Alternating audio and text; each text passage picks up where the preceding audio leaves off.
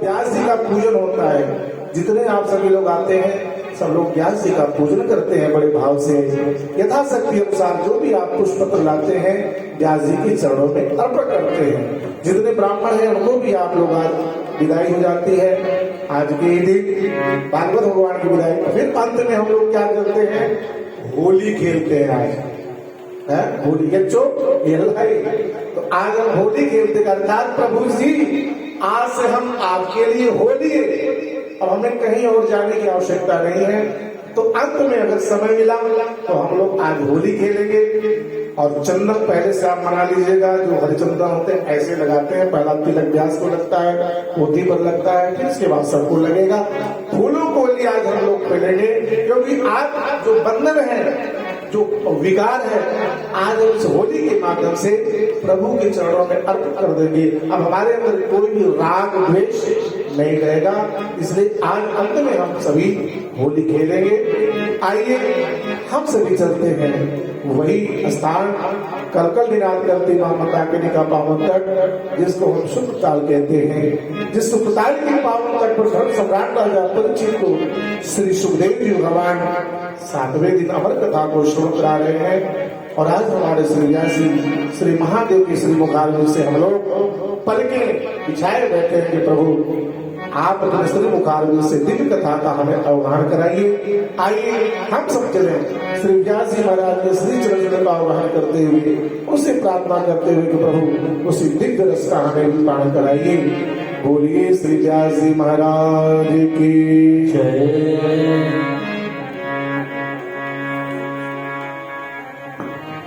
ओम स्वस्ति श्री गणेशाय नमः। ओम श्री गुरु चरण कमलेभ्यो नमः। ओम सरस्वते नमः। ओम वक्रतुंड महाकाय सूर्यकोटि समप्रभा निर्विघ्नं कुरु मे देव सर्वकार्येषु सर्वदा सच्चिदानंद रूपाय विश्वोत्पत्त्यादिहेतवे तापत्रय विनाशाय श्रीकृष्णाय नमः। वासुनाथ वासुदेवस्य वासितं भुवनत्रयं सर्वभूत निवासोऽसि वासुदेव नमोऽस्तुते। नमोऽस्तुते व्यास विशाल बुद्धे फुल्लारविन्दायतपत्रनेत्रः येन त्वया भारततैलपूर्णः प्रज्वालितो ज्ञानमय प्रदीपः। यं प्रव्रजन्तमनुपेतमपेतकृत्यम् द्वैपायनो विरहकातर आजुहावः पुत्रेति तन्मयतयः सर्वो विवेकुः। तं सर्वबोधहृदयं मुनिमानतोऽस्मि। या कुन्देषु तुषारहारधवला या शुभ्रवस्त्रावृता या वीणावरदण्डमण्डितकरा या श्वेतपद्मासना या ब्रह्मार्चितशङ्करप्रभृतिर्दैवैः सदा वन्दिता सा मां पातु सरस्वती भगवती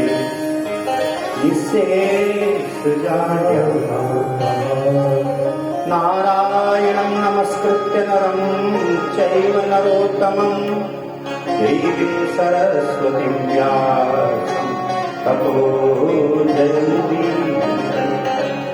गुरुर्ब्रह्मा गुरुर्विष्णु गुरुर्देवो महेश्वरा गुरुर्साक्षात् परब्रह्म तस्मै श्री गुरुवे नमः। जय जय श्री राधारमण जय जय नवल किशोर जय गोपीचित चौक प्रभु जय जय वृंदावन बिहारी लाल राजा रामचंद्र भगवान गणपति भगवान शंकर भगवान जगदम्बा मैया पवन सुत हनुमान जी महाराज शारदा मैया जय जय श्री राम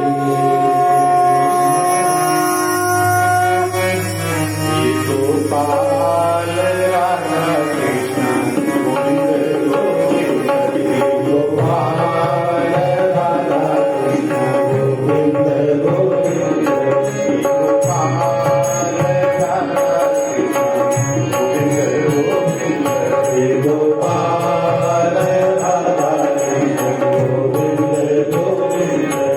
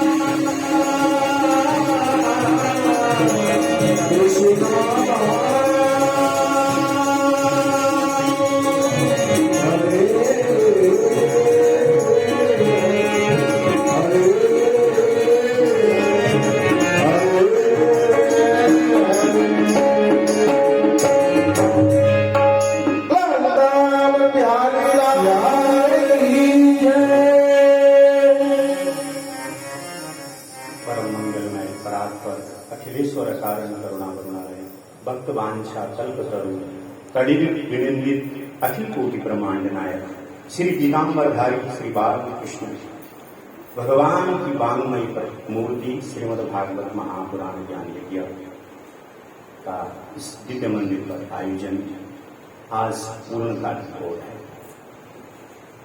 इस समारोह में आए हुए सभी विप्रबंध एवं संगीत मंडली का मैं अभिवादन करते हुए समस्त श्रोतागण एवं स्नेहमयी भक्तमयी मातृशक्ति व्यासपीठ से सबको राधे राधे। जय श्री कृष्ण। परब्रह्म परमात्मा की अनुकंपा से आज हमारा जो यज्ञ है ये पूर्णता की ओर है। हम पर परब्रह्म परमात्मा की विशेष कृपा है और वो मुझे दिखाई भी दिया। यहाँ पर सब लोग कैसे जो है 3 बजे से कैसे 6 बज जाती थी पता ही नहीं लगता था। और आपकी निष्ठा, आपकी ये भक्ति देख के मैं भगवान से प्रार्थना करता हूँ कि आप सब लोगों की मनोकामना भगवान पूर्ण करे और ऐसे ही दिव्य आयोजन हमारे इस मंदिर में, हमारे इस सेक्टर के लोगों के द्वारा होते रहे, यही हमारी। तो आइए कल हम भागवत की ओर आए। कल हमने कितने सुंदर ढंग से हमारी ठाकुर जी ने रुक्मणी हरण किया, क्योंकि बारात लेके कुछ शिशुपाल आया था और शिशुपाल और कोई नहीं था कि बुआ का ही था। शिशुपाल से भगवान की बैर थी। शिशुपाल यानी जय और विजय नाम के जो भगवान के पास ऊपर द्वारपाल थे, क्योंकि वहां सनकादियों को उन्होंने रोक दिया था, तो श्राप दे दिया था कि जाओ तो अशुद्ध हुआ। भगवान ने कहा था कि भाई इनको अगर हमारे द्वारपालों को तुमने श्राप दे दिया है तो अब हमें भी, क्योंकि ये हमारे आदमी है इसलिए हमें भी स्वीकार है। तो भगवान उनके 3 जन्म हुए और भगवान ने 4 जन्म लिए। तो दंतवत और शिशुपाल का भगवान कृष्ण ने ही किया था उद्धार। तो बारात आई थी और बाराती तो अलग व्यवस्था थी, बारात में दूसरी जगह आना था, लेकिन भगवान को जो पत्र दिया था रुक्मणी जी ने, उसमें लिखा हुआ था कि आप जो है हमारी वंश की जो परंपरा है उसमें यह है कि पहले हम गौरी पूजन को जाते हैं। तो प्रभु उसी समय है, एक क्षण जो मौका है उसी समय आप मेरा हरण कर सकते हैं, क्योंकि जो रुक्मणी जी है वो साक्षात परम्बा माँ लक्ष्मी है, माँ लक्ष्मी का स्वरूप है। तो वो कह चुकी है कि मैं आपको ही वरण कर सकती हूँ। भले रुक्मी उसका भाई चाहता था कि मेरे मित्र शिशुपाल से इसका विवाह हो, लेकिन भगवान अपनी पूरी तैयारी में उस सुधीर नामक ब्राह्मण के साथ रातों रात भगवान चले द्वारिका से और कुंडिनपुर आए। कुंडिनपुर में जैसे ही मंदिर में वो पूजा करने गए, पूजा करके सारे 10,000 सैनिक जो है लगे हुए कि किसी तरह कोई दिक्कत न हो, कोई परेशानी न हो। सारे लोग, सारी व्यवस्था जो है रुक्मी ने कर रखी। उसके भाई भगवान आए। रुक्मिणी जी परेशान है, दुखी है कि अभी तो बारात आने वाली है, लेकिन अभी हमारे कन्हैया दिखाई नहीं। कभी देखा तो था नहीं, केवल सुना ही था। इसलिए पत्र में भी लिखा हुआ था श्रुत्वा कि आपके बारे में बहुत सुना है। सब लोग खड़े हैं, एक दूसरे को देख रहे हैं और लक्ष्य रुक्मिणी जी की एक दृष्टि केवल उधर ही कि कब जो है ठाकुर आए। और ठीक उसी समय जैसी भक्त की भाव विभलता बढ़ती है, जब भक्त की लालसा बढ़ती है, जब मन में छटपटाहट होती है, तभी तो भगवान मिलते हैं। इस प्रकार से छटपटाहट बढ़ी, हे प्रभु क्या होगा। एक तार उस पर ब्रह्म परमात्मा से जुड़ा और भगवान तुरंत हाजिर हो गए। जैसे ही आई तुरंत रुक्मिणी जी बाहर थाल लेकर के पूजा सजी हुई है और थाल लेकर के बाहर आ रही थी और सीढ़ियों से भगवान ने मंदिर की सीढ़ियों से उतरते हुए रुक्मणी जी का हाथ पकड़ा और अपने रथ में बिठा। जितने भी 10,000 सैनिक थे वो उस स्वरूप को देख करके सब भान भूल गए कि हम यहाँ सुरक्षा में बैठे। किसी ने बोला कितना सुंदर स्वरूप है, कितना सुंदर पीताम्बरधारी है, कितना सुंदर मुकुट है। हमने कभी एक दूसरे सैनिक आपस में बात करने लगे। इतने में जो है भगवान रथ में बिठाया और चल दिए। जैसे ही चल पड़े तब पता लगा सबको कि वो रुक्मणी जी आया। रुक्मी पूछा उचित सैनिकों कि कैसे तुम्हारी इतनी सारी तुम लोगों को लगा रखा था, कैसे पता नहीं लगा। बोले वो ऐसा ही सुंदर स्वरूप था, हमने तो पीताम्बरधारी मुकुटधारी एक स्वरूप तो देखा है, आया तो था पर हम देखते रह गए। ऐसे में जो है पीछे की सारी सेना लगी और यहां से भी इतने में सारे जरासंध आदि जो भी मित्र थे शिशुपाल के वो भी वहां गए पीछे से। बहुत भयंकर युद्ध हुआ, लेकिन भगवान ईश्वर तो ईश्वर ही है, ईश्वर की सत्ता है। भगवान चल रहे हैं आगे और फिर पुत्री को इधर से बारात आती है शिशुपाल की। बारात का स्वागत किया गया। कृष्ण के मित्र भी साथ बहुत धूमधाम से जो है विवाह हो रहा है। विवाह की तैयारियां चल रही थी। इतने में सबको पता लगा कि ऐसा ऐसा हो गया, सारे विवाह में भंग पड़ गया, सारे बाराती उधर हो गए। बहुत शिशुपाल बोला कि देखा मुझे पता था कि ये कुछ न कुछ करेगा। जरासंध से कहता है अपने मित्र से, मुझे पता था कि ये कुछ न कुछ गड़बड़ करेगा। तो देखो वही हुआ जो मैं कह रहा हूं। इस प्रकार से शब्द भीष्म के पुत्र ने बात मानी। इसी तरह रुक्मणी जी को भी लाया गया। कुमकुम पत्रिका द्वारिका भेजी गई। इस प्रकार से बारात लेकर पुनः द्वारिका पधारे।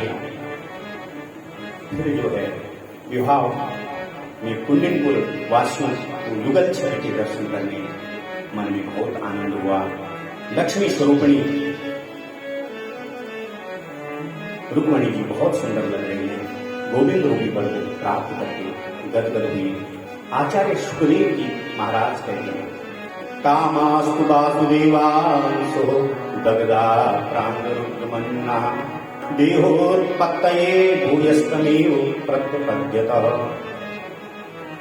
एक बात आपसे कहूं कि जो व्यक्ति ज्यादा बढ़ता है, जो व्यक्ति जीवन में बहुत ज्यादा प्रगति प्राप्त करता है, उसके शत्रु भी उतने ज्यादा ही हो जाते हैं। जो जितना ज्यादा ऊंचा उठेगा उसके शत्रु भी उतने ज्यादा।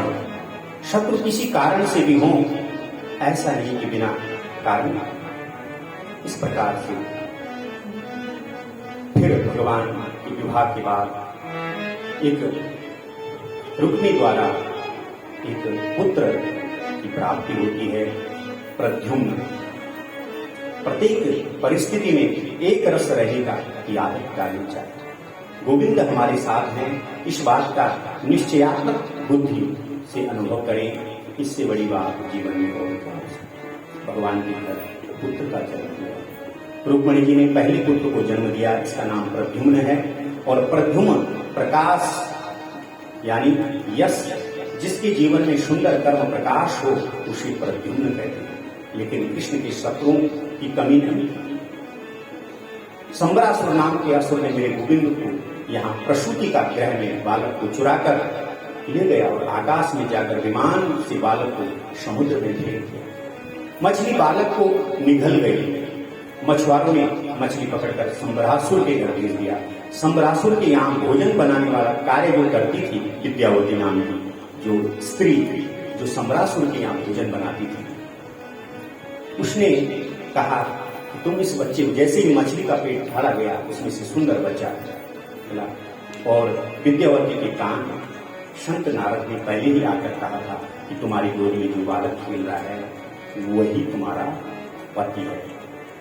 पति यानी क्योंकि जो पहले त्रेता में जब भगवान शंकर ने कामदेव को भस्मीभूत कर दिया था, कामदेव जब भस्म हो गया था तो उस समय भगवान ने कहा था वो रति जो थी कामदेव की पत्नी, उसने बोला था कि आपने तो काम को भस्मीभूषित कर दिया है, अब क्या होगा, मैं कैसे रहूं। तो काम जो है सबके हृदय में तो है, लेकिन बिना शरीर की काम दिखाई नहीं देता। तो रति भगवान के शंकर के पास गई कि अब मेरा क्या होगा प्रभु। तो उस समय भगवान शिव ने कहा था, जब यदुवंश कृष्ण अवतारा, जब यदुवंश कृष्ण अवतारा, कोई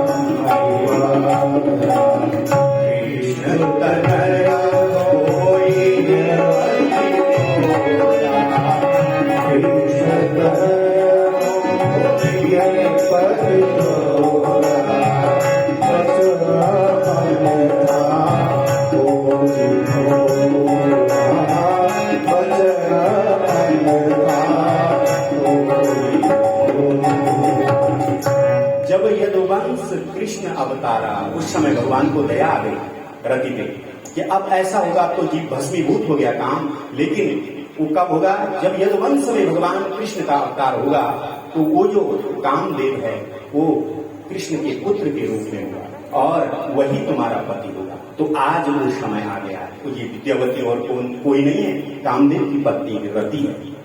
तो इसको जो है, तो विद्यावती के कान में नारद जी पहले ही बोल गए, ये जो तुम्हारी गोद में जो बालक खेल रहा है ये तुम्हारा पति है। जब शिव की शरण नयन उघारा, निरखत काम भयो इच्छारा। उस समय भगवान ने जो है अपनी तीसरी दृष्टि से कामदेव को भस्म कर दिया। भगवान शिव ने जब कामदेव को जलाकर भस्म कर दिया, तो उसकी पत्नी रुदन करती हुई भगवान के पास गई और फिर जो है आज यहाँ पर प्रद्युम्न के रूप में कामदेव जी, प्रद्युम्न जी श्री कृष्ण भगवान की 16,108 विवाह हुए। मेरे कन्हैया ने पूरे विवाह 16,108, भगवान 16,108 विवाह होकर पत्नी सबके पति अंतर्यामी परमात्मा सबके साथ उसी रूप में विराजमान।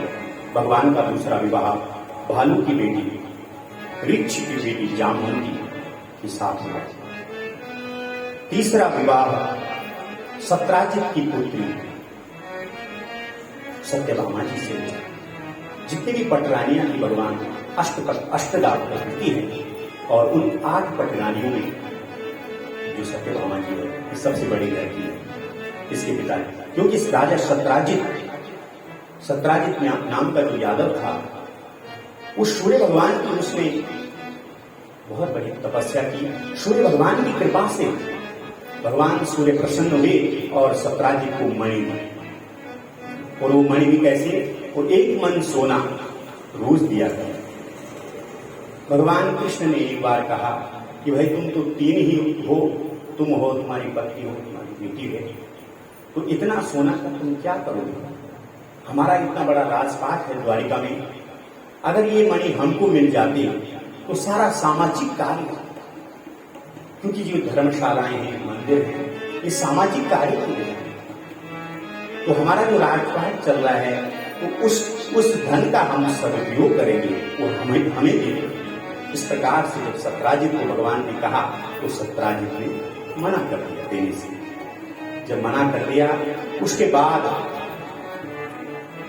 अगले दिन सत्राजित का जो भाई प्रसेन था, उसने वो माला गले में धारण करके घोड़े पर सवार होकर और वन की ओर गया।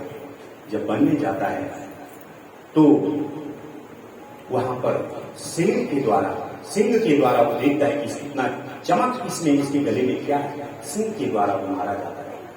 सिंह के द्वारा जब मारा गया तो वो मणि, शेर से उस मणि का क्या करना है। उसके बाद वो मणि जो है किसी तरह जामवंत जी के पास पहुंची। जामवंत जी ने भी वो मणि अपनी बेटी जामवंती का अपनी गुफा में ले गए।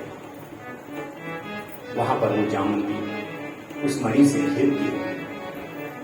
यहां पर जब मणि उसका भाई शतराजित का भाई वापस नहीं आया। समझ गया कि बहुत बड़ी है, कल तो कन्हैया मांग रहा था, उस मणि को पता नहीं क्या हुआ। पता लगा कि कैसा ऐसा वन की ओर लोग गए और एक जगह पे जो है उसका भाई प्रसेन मरा हुआ पड़ा, घोड़ा भी मरा पड़ा। देखा, पदचिन्ह आगे गए, देखते देखते आगे पहुंचे, शेर के पंजे का निशान, शेर के पंजों के बाद जो है वृक्ष के पंजों का निशान।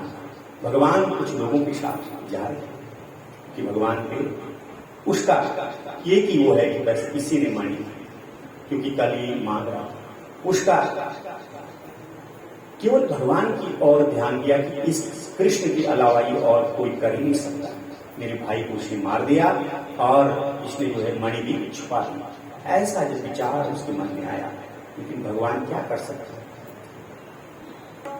इतने में भगवान के माता पिता गर्गाचार्य वसुदेव जी गर्गाचार्य के पास गए कि भाई मेरे पुत्र के ऊपर ये सब क्यों हो रहा है, जरा देखो ज्योतिष का क्या है। बोले इसने भाद्रपद मास की चतुर्थी जो है उस दिन चंद्रमा का दर्शन किया। तो शास्त्रोक्त विधि है कि अगर हम चंद्रमा उस दिन देखते हैं तो कुछ न कुछ कलंक जीव पे लगता है। तो इस प्रकार से भगवान वहां गए, गुफा तक पहुंचे। गुफा के अंदर सब लोगों को कहा कि तुम बाहर रहो, मैं अंदर जाता हूं, क्योंकि जब कलंक लग गया तो उसको छुड़ाने के लिए स्वयं भगवान मेहनत कर रहे हैं कि अब कुछ ना कुछ तो करना पड़ेगा। नहीं तो अंदर गए, अंदर देखा तो जामवंत भगवान राम के टाइम से समय से है, इतनी लंबी उम्र है उस जामवंत की। और जामवंत जी कौन है? ब्रह्मा जी का स्वरूप, स्वयं ब्रह्मा जी। जब देखा देवताओं ने कि भगवान स्वयं राम के रूप में मानव बनकर आ रहे हैं लीला करने के लिए, उस समय ब्रह्मा जी जामवंत के रूप में आए। भगवान शंकर ने देखा कि राम जी आए हैं, उस समय हनुमान जी के रूप में आए।